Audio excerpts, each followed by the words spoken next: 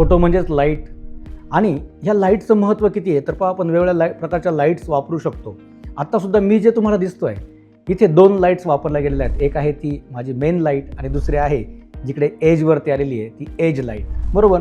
ह्या दोन्हीही जर लाईट बंद झाल्या तर मी तुम्हाला दिसेल का? तर तुम्ही आता पाहतायत तर मी तुम्हाला दिसत नाही आहे, बरोबर. त्याचं कारण एकमेव की लाईट होत्या म्हणून मी तुम्हाला स्पष्ट दिसत होतो आणि त्याची जी क्वालिटी होती, क्लॅरिटी होती ती बेस्ट होती. मग काय करतो आपण तर असा जो एक लाईटचा टूल आहे याला वापरतो आणि तुम्ही पाहत असाल तर मी जसा लाईट फिरवेल तसा तो एक चांगलं डायमेन्शन त्याला मिळतं. मी जर खालून लाईट दिला तर नक्कीच एक घोस्ट लाईटिंग तयार होते. म्हणजे लाईट कुठल्या डायरेक्शनला द्यायला पाहिजे त्याचंही एक महत्त्व आहे. जेव्हा मी वरती क्रॉस लाईट देतो तेव्हा एक सुंदरता येते त्या पोर्ट्रेटला. अगदी जेव्हा फ्रंटने देतो तेव्हासुद्धा एक वेगळा लुक तयार होतो आणि चेहऱ्याचं डिझाईनसुद्धा थोडं बदलत असतं.